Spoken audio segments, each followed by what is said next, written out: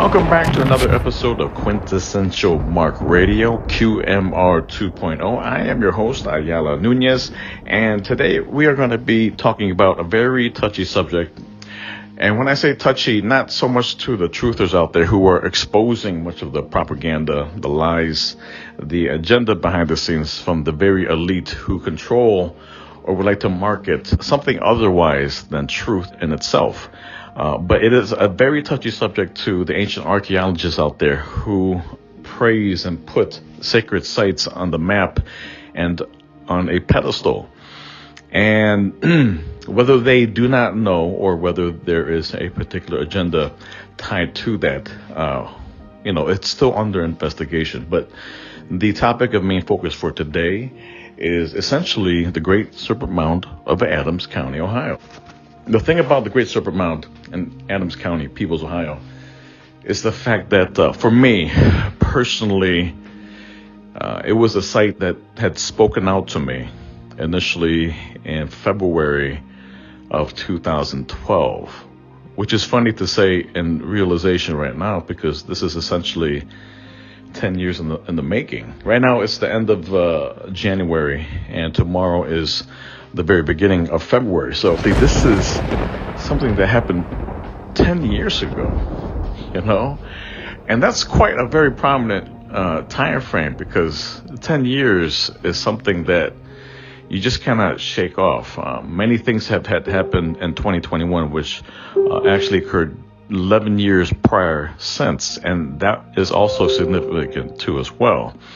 And the fact of the matter still remains is that this Great Serpent Mound, when it did call me through three dreams, and three dreams in particular I have found when it occurs at the Great Serpent Mound is that the number 3 is significant for its relationship to Lemuria, Mu, to the esoteric world, the mystery schools, Lemuria, Mu, to the Rosicrucians. This has a great significant meaning because of a storyline that the Great Serpent Mound is portraying truly from what it is. And it only can be seen from the skies. From ground level, it is just a bunch of mounds, just which inundate to and fro. And it seems to be like in an artistic fashion. But in a way, when you are sometimes you have to figure out who your audience is, right? Especially so in the podcast world. But when you're performing great acts such as this, your audience is the sky. So they're giving great praise. The makers of the Great Serpent Mound are giving great praise to something of an entity above. So the makers of the Great Serpent Mound are essentially the Nephilm. The Nephilm, which are the giants of old. And for those of you who are new to this, it's very shocking information. For those of you who know exactly what I'm talking about, then, I'm preaching to the choir. And those people are essentially listening to this broadcast to figure out whether I am, going T for T as far as the information that they know from, several years of researching the Great Serpent Mound. There is so much to talk about with this particular episode, and that there are many things that I am missing out, which I want to make these broadcasts 30 minutes long, not too long for the human psyche. The human attention span is very, very, very short. That is the main reason why I had created articles for these podcasts. So if you would like to determine exactly what my forethought is, the message behind of what I'm talking about within this broadcast, I do have the link for the specific article that is also a portion of the articles within my blog, which is www.walkawayfromthenewage.com.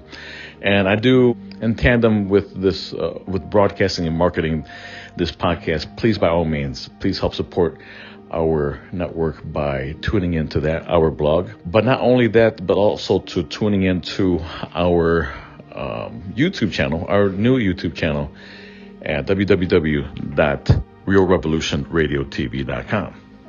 And this is all under the umbrella of the R3 TV network that we are launching here in Phoenix, Arizona. So continuing on with the Great Serpent Mound, I had 3 dreams. And all of these dreams came side by side in 3 days.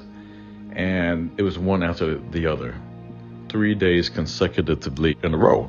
And this was in 2012, back in February, 10 years ago. Okay. So a few weeks later, I say about 2 weeks later, I and my friend happened to be the very individual, along with her daughter, who are actually the very people who were the front page of my book, the Book of Positive Light. I am not here to promote that book. That book in itself is New Age and fashion, and I am not here to promote the New Age, but to essentially, tell the story of my testimony as I had walked away from the New Age to returning back to Christ.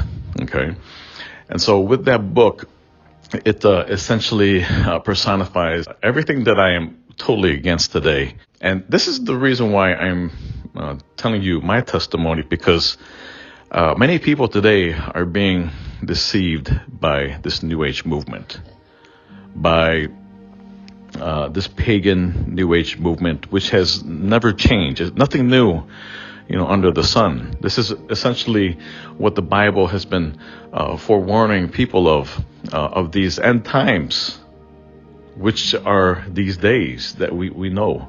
And when I say these end times, it's not necessarily these last 3 years or this last year per se, but this particular range of years, this time period. We are the age of man that the Bible has been forewarning about, as far as these end of days.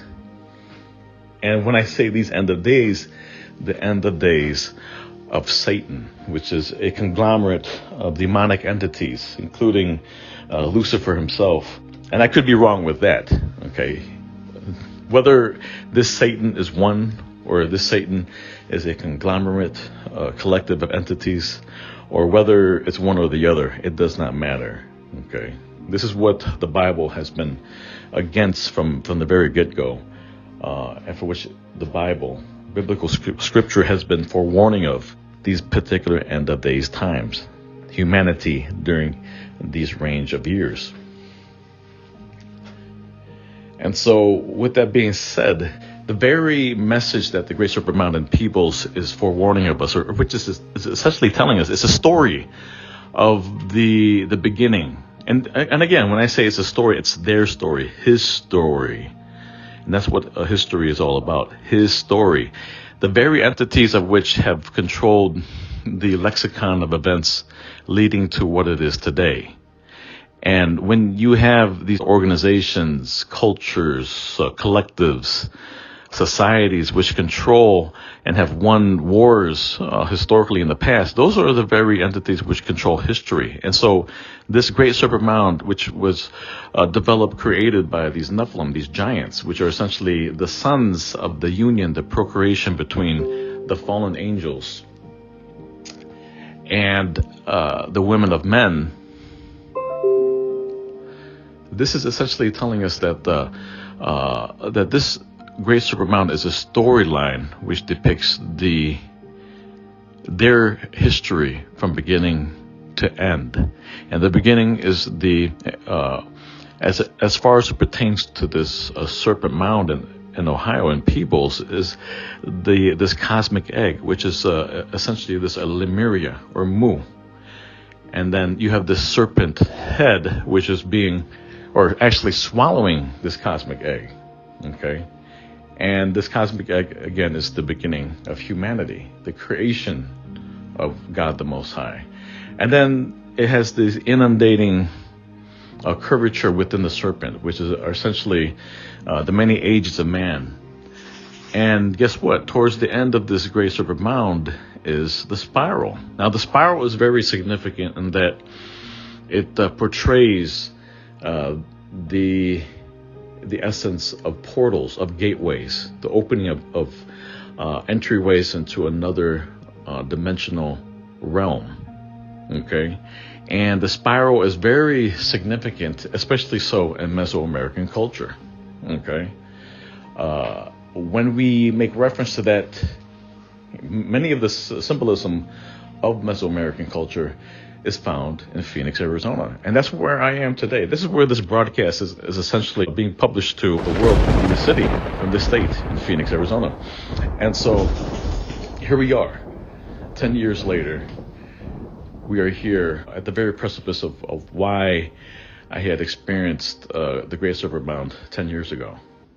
Okay. And it's quite significant because it has a parallel, a connection to the Anasazi of Chaco Canyon, where throughout Chaco Canyon, you can see many depictions of the spiral within their artwork on the walls. And this leads us to Mesoamerica, to the great three civilizations of Mesoamerica, the Aztecs, the Inca, and the Maya, correct? And so amongst these three great cultures, they worshipped the same entity with many different names. To the Inca, this entity was known as Amaru Meru. To the Quiche in upper Andean mountains, this entity was known as Huiracocha. To the Maya, this entity was known as Kukulkan. To the Aztec, this entity was known as Quetzalcoatl. Okay. And all of these names, you're asking yourself, well, they're different names, different cultures, but you're telling me what exactly? I'm telling you this. All of these names, Quetzalcoatl, Huiracocha, Amaru Meru, Kukulkan, these are all different names which personify one entity, Lucifer. Okay? And the very Anasazi themselves, the very fall of the Anasazi was essentially from their tapping into several gateways, entryways, portalways into the demonic realm. And when you see depictions of the demonic realm, this collective, okay, I would have to say that this collective is like a legion of the demons, the demonic realm, for which exemplify what this Satan and Lucifer is all about. And to the modern day man, okay, and to post-Mesoamerican culture, we have Amaruca or America. They are all the same. Amaruca is the ancient name of America. And the same thing holds true. The very God that for which New Agers, pagans personify as God the most true is Lucifer, is Satan. Do you see what I'm saying? There's a propaganda here, an agenda that is laid out to change the history. It almost relates to the whole mud flood ideology of Tartaria, where the proponents, the very individuals, like I said earlier, the ones who control history, the ones who have won wars, are the ones who control the very essence of how history is said and done to portray a particular truth to their own his story. Do you get it? And that is exactly what is happening here with the Great Serpent Mound. Okay. There are many things that are associated with the mound in itself. If I didn't mention it earlier, there are many ancient archaeologists out there who praise this Great Serpent Mound as the grand stage of what belief systems are based upon. And to say that the Great Serpent Mound is something which is an exemplification of what is good, guys, for those who are just at the very verge of their beginning stages of researching all of this information, I have to tell you, be careful of what you watch. Be careful of what you read. The propaganda out there is to portray that Lucifer is the good God, and he's not even a god. And to tell you the truth, to even call him a demigod, I'm not even going to put him on that stage. Okay, this Lucifer, this Satan, the demon realm, is evil. Okay, and so there is an agenda out there. I can go to many different subject matters concerning that, but I'm going to go and divide these topics individually, so it becomes easier to digest. Because again, for those of you who are just tapping into this world, it can be very confusing. So to take it in, one thing at a time is the best route to acquire this knowledge, this wisdom that I am publishing towards the masses for you, so that you cannot be baited, so that you too cannot bite the bait of the demon, the great beast, which essentially is the master of this world. 2 Corinthians 4:4. 2 Corinthians 4:4 is something that you need to check out biblically within Scripture. The God of this realm is Satan himself. For the ones who do not see the glory of God Almighty, but rather they see the deception that is occurring parasitically throughout the world today. Much of the architecture which surrounds the Great Serpent Mound is the swastika. And the swastika, when you check out the bread trail to that, it leads to the Hindu religion. The Hindu religion is another source of which provides a great deal of deception too as well. For the time of the post-Diluvian era with the great flood, the reason for the flood and why God the Most High had induced the great flood unto the world is to get rid of these giants, the very entities who had created the Great Serpent Mound. And because of that, there was a great deal of procreation between the fallen angels and the women of men, and not only with women of men, but also the animals of this world, which have created these hybrid animal beings throughout the world.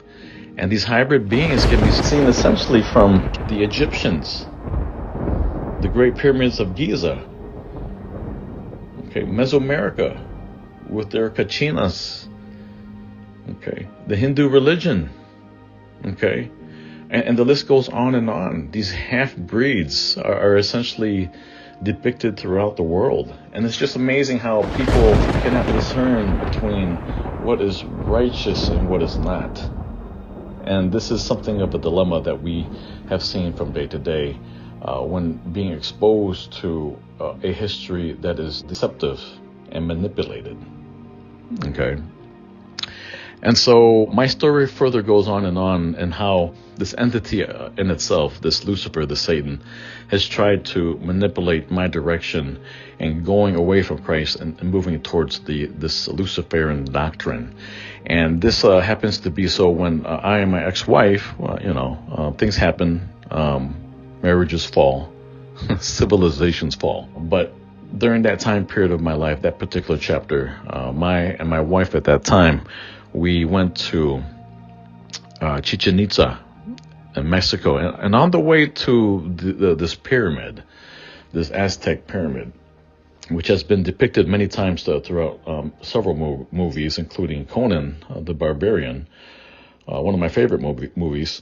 Well, we headed out there, and on the way to Chichen Itza, we saw this symbolism in the sky, this right-angled symbolism, which portrayed itself as like a number 5 with sharp corners. And I remember previously, I would have to say 30 minutes prior to I and my wife witnessing the symbol in the sky, we remembered that the tour guide on the bus was talking about this symbolism, and he handed out several printouts of this symbol, and then we pulled it out from our bag, and it was a good thing that I took a picture of this symbol in the sky. I don't have that particular image for the moment. I would have to look into my archives. And actually, it's in my book I had written, the Book of Positive Light. But anyway, we found out that this image was the exact thing, the exact topic that the tour guide was talking about. And this symbol was exactly the image of the very entities that we were talking about. Quetzalcoatl, Amaru Maru, Kukulkan, Huitlacocha, Satan, Lucifer himself. And so at that time, as New Agers, I and my wife, we were telling ourselves, wow, we are blessed by the heavens, by the gods. And when we speak of gods, demigods, the demonic realm, the entities, the principalities of darkness, okay, biblically speaking, in Scripture. And so the list just basically goes on and on as far as how Satan, Lucifer, has attempted several times to misguide us in many ways, to making things look very pretty, very beautiful, glittery. And we are often at times distracted, diverted. Our attentions are essentially redirected in a certain way, which is false. And that is the New Age. That is Satan, the great counterfeit. Okay? And so, with that said, I don't want to get into too much detail, into too much time, because essentially that is what is the message behind what my article is presenting to you. Okay, and to provide more of a support of legitimacy to what I am talking about when I say that the Great Serpent Mound exemplifies or was actually created by the giants. Well, the shaman for whom we followed during our trip to Machu Picchu, Peru, during the autumn equinox of 2012, we journeyed out to Sacsayhuaman, which is a fortress, a megalithic fortress made of megalithic stone, and for which these stones are huge in comparison to what we can put together as human beings individually, minus the technology. But these stones are so gigantic, megalithic in proportion, that when you look at the very site in itself, each megalithic rock is molded together precisely to where you cannot put anything, any piece of paper, any blade in between each rock, because it's so precisely built together in piece. And I asked the shaman that we followed, who built this? Who created this? And of course, the shaman, through oral tradition, told us as a group, this fortress in itself was created by the giants. The giants from Lemuria, from Mu. The very place, the Garden of Eden, so to speak, what I mentioned earlier from the beginning of this broadcast. Okay? And so I am not the only one who is mentioning this. Okay? I am stating this as in parallel to many other researchers, many truthers out there who are stating this to be a fact. And this all gravitates to what I'm really laying out within this broadcast. Its relationship to the underworld, to what can be called the hollow earth, and the very community of which essentially praises the Great Serpent Mound. Okay. Again, I don't want to mention names for the most part, but the whole entirety, the message of this broadcast is to provide the relationship so that many people who are guided to the Serpent Mound, for whatever reason, that they too can acknowledge the true reason of why they are there, to expound upon the truth. And the truth is this: there is a relationship between the Great Serpent Mound and the hollow earth, the underworld, and there is either a portal way or an actual legitimate within the flesh entryway to the underground caverns, a citadel per se, which leads to the hollow earth, and the community of which praises the Great Serpent Mound there in Adams County, Ohio, is hiding the fact that there is that connection. Now, is there a coincidence, or is it synchronicity per se, which pertains to a systems theory approach within my investigative journalism, to say that there is actually a monument there which depicts the significance of this hollow earth theory?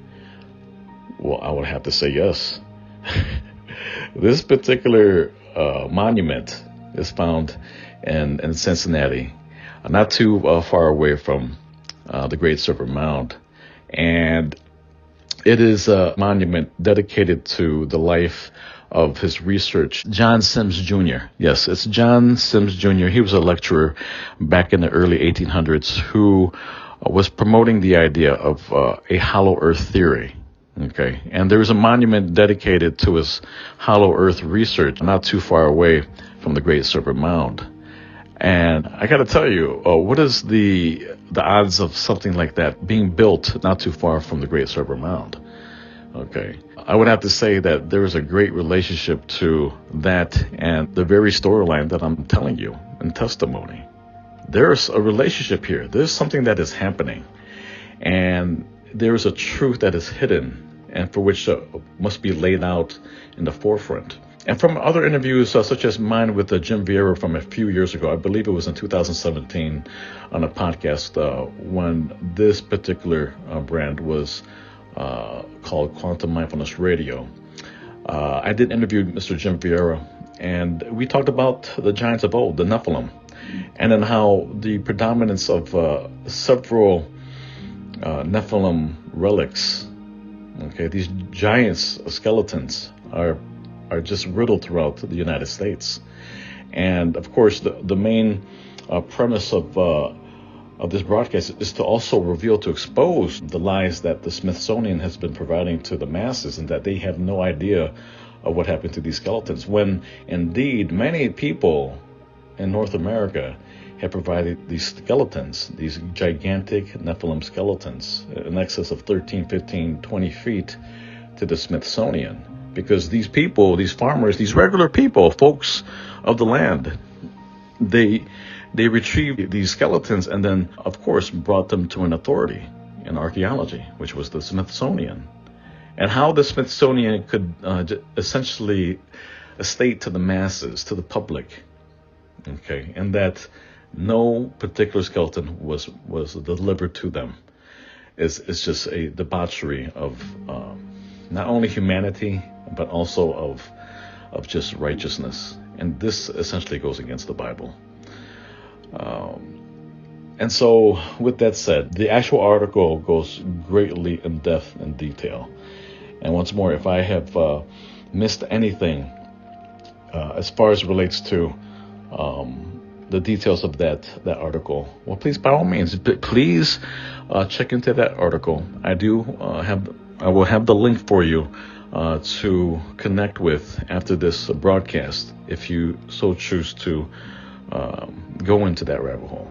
Okay, but at the end of the day, at the end of that article, besides knowing all of this information, we must be right with our Creator. We must praise the Creator and less the creation. For if we praise the creation more than the Creator, you are now being baited to tap into the New Age world of ancient paganism. Nothing new under the sun. And with that said, please help support our network by subscribing to our new YouTube channel at www.realrevolutionradiotv.com. And if you would like to chime in to the many other articles that I have written as of late from the past 6, 7, 8 months since being saved by Christ, please, by all means, you can log into that at www.walkawayfromthenewage.com. Thank you so much, dear ladies and gentlemen, for tuning in. We'll see you next time on the next episode of QMR 2.0. God bless.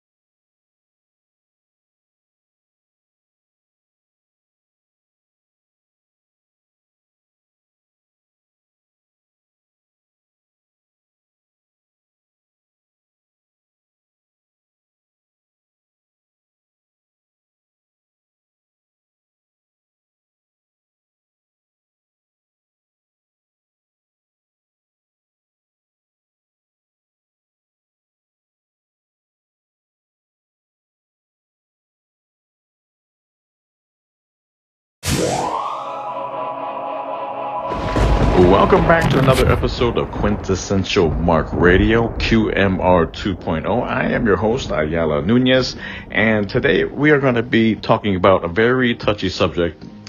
And when I say touchy, not so much to the truthers out there who are exposing much of the propaganda, the lies, the agenda behind the scenes from the very elite who control or would like to market something otherwise than truth in itself. But it is a very touchy subject to the ancient archaeologists out there who praise and put sacred sites on the map and